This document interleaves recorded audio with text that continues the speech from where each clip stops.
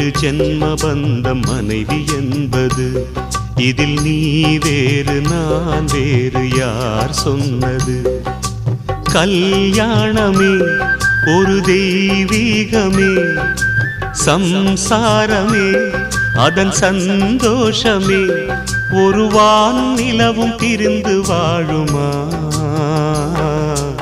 ஏழேழு ஜென்ம பந்தம் மனைவி என்பது, இதில் நீ வேறு நான் வேறு யார் சொன்னது?